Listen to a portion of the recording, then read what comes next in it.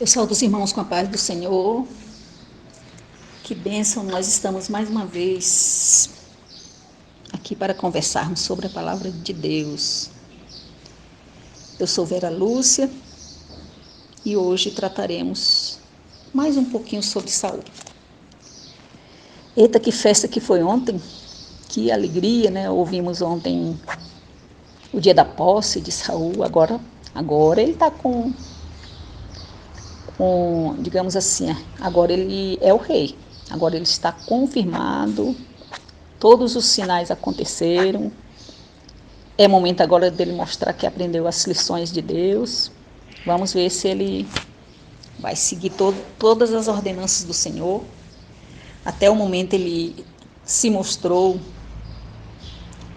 realmente um homem ungido do Senhor, fazendo tudo direitinho, cumprindo todas as determinações do Senhor. E como a palavra nos diz, nós cremos que ele de fato estava cheio do Espírito Santo de Deus, não estava ali fingindo, não estava representando como a gente vê na nossa sociedade que muitos representam. Nós cremos que ele estava tentando seguir, né, as ordenanças do Senhor. Mas não se sabe o que acontece com o ser humano, como o ser humano é assim,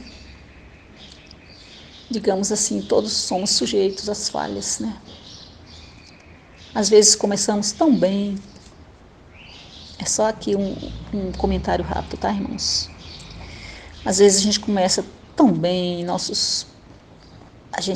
Deus permite que a gente alcance objetivos, porque a gente lutou, buscou, se esforçou, Deus abençoou, e a gente começa tudo muito bem, né, irmãos?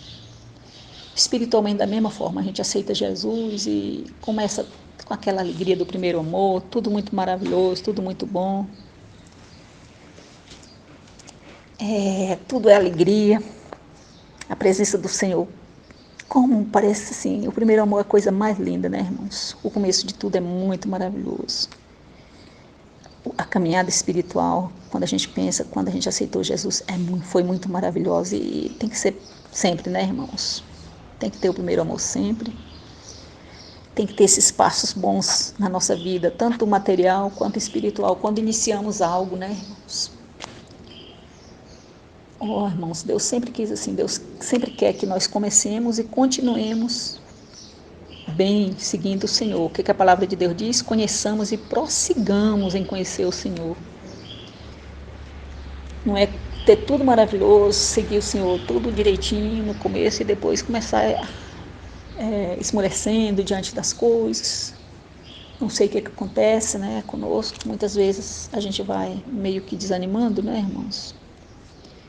Que Deus nos renove, né? Porque assim como ele tinha interesse de vez em quando de renovar a aliança com a nação de Israel, ele de vez em quando nos chama a atenção para a gente renovar a aliança com ele, né? Às vezes ele puxa a orelha da gente com alguma situação, quando a gente vai meio que esmurecendo, ele meio que dá uma provaçãozinha para a gente reconsiderar, retornar e seguir em frente. E Deus quer sempre que acertemos. Assim foi com Saul. Deus queria que ele sempre acertasse. Contudo, o ser humano, como eu disse, é propenso aos erros. E eu não sei o que foi acontecendo com Saul, ele foi meio que se afastando de Deus. Não sabemos se o poder subiu à mente dele,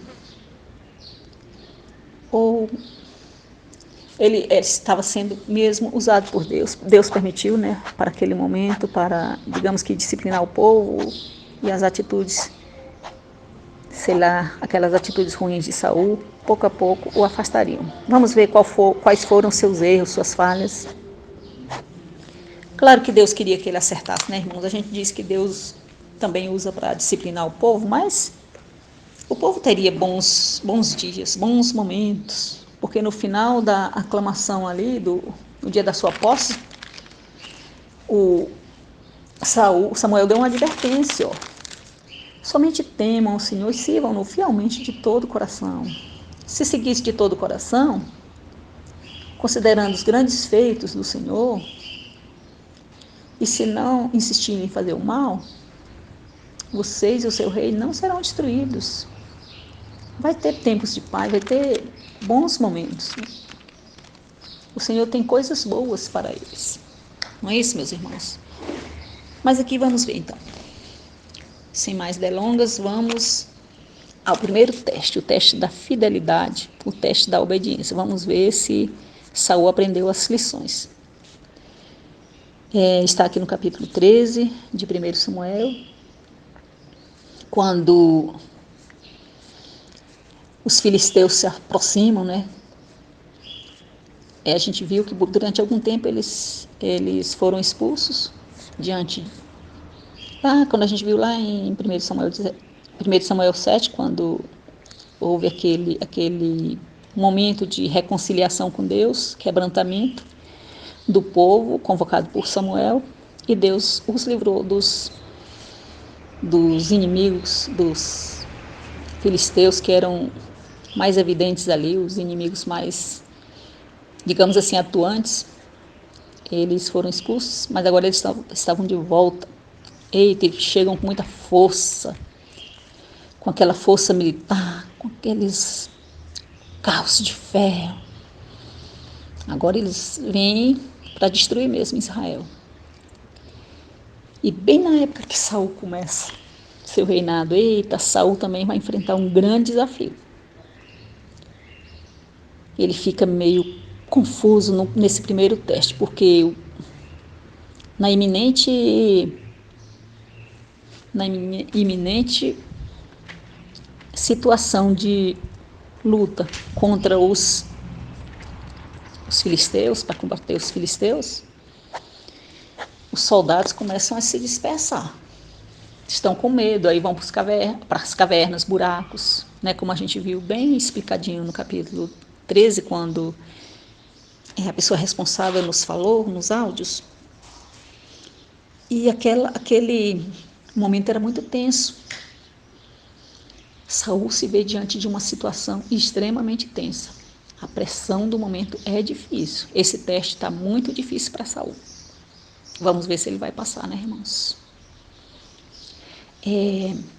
Aí Samuel fez assim, se ausentou, mas antes falou para ele, para ele aguardar, que ele iria retornar em 7 dias para fazer sacrifício ao Senhor, porque antes da batalha tinha que ter um momento espiritual, um momento com Deus.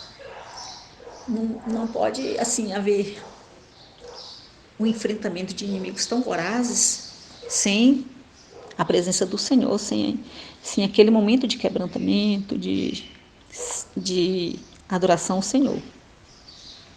Isso nos dá uma indicação também, né, para a nossa vida, que não tem como a gente vencer as batalhas sem antes conversar com o Senhor, oferecer sacrifícios a Ele, buscar o Senhor, buscar orientações da parte do Senhor e oferecer o nosso sacrifício. Qual é o nosso sacrifício? A palavra de Deus nos diz que oferecer os vossos corpos como um sacrifício vivo, santo e agradável ao Senhor, que é o vosso culto racional. Então nós também podemos oferecer um sacrifício ao Senhor. E a palavra de Deus diz que um coração quebrantado agrada o Senhor.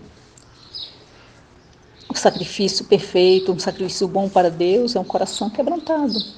O Senhor não despreza. Nós apresentarmos o nosso coração íntegro, de acordo com a vontade do Senhor, em quebrantamento, em adoração, é o nosso sacrifício. E a nossa vida em sacrifício ao Senhor, a nossa vida de adoração e de louvor. Irmãos, é isso. Tem que haver o sacrifício para haver a vitória diante dos inimigos. Mas Saul não está muito assim com paciência de esperar o Samuel, né, irmãos? Ele está com medo. O medo tomou conta da vida dele, aí ele vai e resolve as coisas da sua maneira. Aí aqui ele comete o primeiro erro, né? A primeira grande falha dele, desobedeceu o profeta de Deus diante de uma ordem. Ele resolve, sacrifica. Quando a gente viu tudo isso no capítulo 13, e quando Samuel chega e pergunta para ele o que ele fez, Aí ele vem cheio de justificativas, né, irmãos? A gente vê aqui ele falando, olha, no capítulo 13, versículo 11. Samuel perguntou o que você fez. É como se Samuel chegasse, botasse a mão na cintura. O que é isso? Como é que vocês me explicam isso? Que situação é essa? Você sacrificou, fez o que era, né? Não era o seu papel no momento, eu tinha que estar presente. E aí era ofício do sacerdote fazer aquele momento de adoração, de sacrifício ao Senhor. Aí Saul já começa justificando.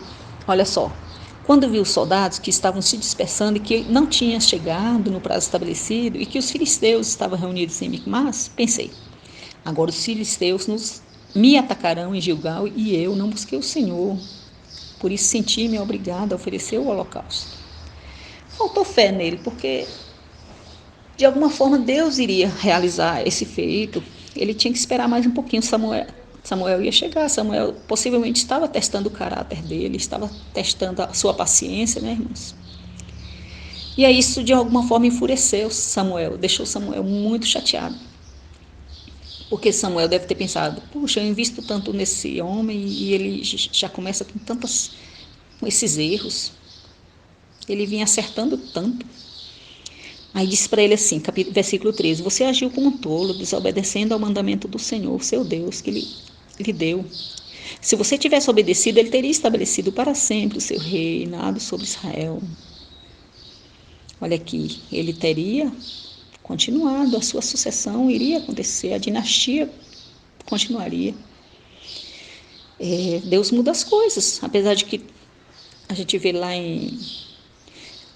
em Gênesis 49:10 que o rei seria mesmo aquele que está no coração de Deus. Mas no momento era ele. No momento era ele, né, irmãos? Deus pode também mudar os seus planos. Deus muda planos. Nós cremos, se houvesse assim, uma obediência, Deus poderia mudar seus planos. Deus poderia fazer esse momento mais duradouro. Tudo bem. Mas Deus já escolheu alguém que está no coração dele. Já tem alguém no coração dele. Já tem alguém aqui no pensamento de Deus. Devido à desobediência, você não obedeceu. O Senhor procurou um homem segundo o seu coração e já o designou líder de Israel. Aqui já está no propósito de Deus o nosso próximo rei, né? Que vai se juntar a Saul mais à frente. Eu não sei como é que vai ser, como é que ele vai suportar esse irmão aqui, irmão entre aspas, né? Esse rei, como é que vai ser, né? A gente vai ver mais para frente. E aí aconteceu isso causou muita tristeza em Samuel, né? E ele, então, o que ele fez? Ele foi para casa, orou, ficou triste. Lógico que quando acontecia, com certeza, a gente vê nas entrelinhas. E porque agora o Saul vai resolver mais coisas à sua maneira. As entrelinhas aqui indicam que Samuel não está por perto dele agora e ele continua fazendo as coisas da maneira dele aqui. Aí acontece uma guerra, a guerra continua, né, contra os filisteus. No capítulo 14 a gente vê que graças à estratégia do seu filho sensato, ele era um nécio, era um insensato, um tolo, né? Saul agiu neciamente, agiu de forma tola, agiu como se Deus não existisse, porque o Salmo 14, versículo 1 diz assim, diz o nécio no seu coração, não há Deus. Ele agiu como se Deus não existisse. Naquele momento ele estava agindo de maneira incrédula, sem fé. Diferente dele, o seu filho agia dentro da presença do Senhor, buscava o Senhor antes das batalhas e tinha aquela fé tão grande, que ele fazia assim, versículo 6 do capítulo 14. E Jonatas disse ao seu escudeiro, vamos ao destacamento daqueles incircuncisos. Talvez o Senhor haja em nosso favor, pois nada pode impedir o Senhor de salvar, seja com muitos ou seja com poucos, porque agora o exército estava diminuído. Havia, assim, o número tinha reduzido bastante devido ao medo, dos filisteus. Mas esse filho sensato de Saul, fez muita diferença na vitória contra os filisteus. E a palavra de Deus disse que o Senhor operou maravilhosamente. E os filisteus foram derrotados diante de um mover sobrenatural do Senhor. Houve vitória. O versículo 15 diz assim, do capítulo 14: o chão tremeu e houve um pânico terrível. Então, houve vitória. E a guerra ali, houve um momento de vitória, mas os filisteus não desistiam facilmente, não, irmãos. Continuava a batalha. E aí Saul começou a ficar perturbado para vencer. Ele tinha que vencer. E daí, no calor daquelas batalhas, ele inventa um voto insensato, um voto que a gente viu, um juramento de que quem comesse antes da batalha, né, antes de qualquer batalha, quem se alimentasse no decorrer de todo aquele momento de luta, seria morto. Naquele dia eles teriam que jejuar, todos os soldados não poderiam se alimentar. A gente percebe que é um voto insensato, que põe em risco até a nação, porque ali o próprio filho dele depois disse que foi por causa do pai dele, daquele pai insensato que ele fala, lá no versículo 29 do capítulo 14, que meu pai trouxe desgraça para nós, veja como meus olhos brilham desde que provei um pouco deste mel. Como teria sido bem melhor se os homens tivessem comido um pouco do que tomaram dos seus inimigos. A matança dos filisteus não teria sido maior? Então, não houve uma vitória maior devido a esse voto insensato. Que Jonatas não sabia e quase morreu. O pai dele quase matou quando soube que ele tinha provado o mel. Ali Saul estava demonstrando que queria mostrar que tinha autoridade, que tinha poder, e o que ele falava tinha que se cumprir mesmo. A gente sabe que um voto tem que ser mesmo cumprido, mas aquele voto a gente sabe que tinha um pouquinho de prepotência, tinha ali a prepotência dele. Ele estava fazendo ali para a glória dele, não era assim preocupado tanto. Ele não estava muito preocupado em conquistar por tanto carinho, tanto amor para com a nação. Ele queria era se gloriar. Na verdade era: eu venci a guerra, eu mando nesses soldados, eles fazem como eu quero, e usa o nome do Senhor para fazer juramentos, né? Porque ele queria ser visto, queria ser, digamos assim, mostrar sua autoridade, principalmente quando ele disse que ia matar o menino. Só não matou mesmo porque Deus é misericordioso e aquele menino era muito amado e os soldados não permitiram. Viu, irmãos? Claro que Saul teve muitas conquistas, ele era um guerreiro forte, ele era ligeiro, era um lutador mesmo. O seu próprio, digamos assim, aquele que vai que vai ser o rei de Israel futuramente, né? A gente vê mais à frente, lá no segundo Samuel, que ele fala sobre esse homem aqui, Saul. Saul era um forte, ligeiro, como as águias, e valente como o leão. Ele tinha força para vencer, mas faltava ali força espiritual. Aqui ele já está demonstrando uma certa decadência espiritual, né, irmãos? E aí, em consequência disso, ele vai perder o reino. E Deus já começa a tirá-lo de cena, né, irmãos? Ou seja, ele aqui no primeiro teste não passou. Ele não foi obediente, culpou todo mundo, culpou os soldados que medrosos fugiram, culpou os filisteus porque já estavam muito próximos, já estavam chegando ferozmente contra eles, e culpou Samuel por demorar. Tudo isso ele jogou a culpa nos outros e fez aquele ato oferecendo sacrifício ao Senhor quando não era ofício dele.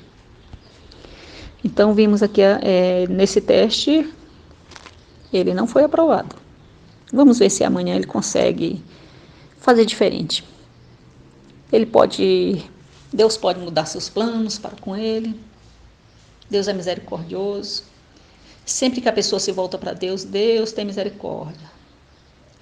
A história de Israel é assim, meus irmãos. O povo peca, Deus estabelece o juízo, aí o povo demonstra arrependimento, Deus dá ali vitória, Deus muda tudo. Então Deus poderia, né, se Ele quisesse, mudar toda essa situação. Não é isso, meus irmãos? E amanhã a gente vai ver se Ele vai passar no próximo teste. O teste da obediência. Vamos ver? Um abraço, a paz do Senhor.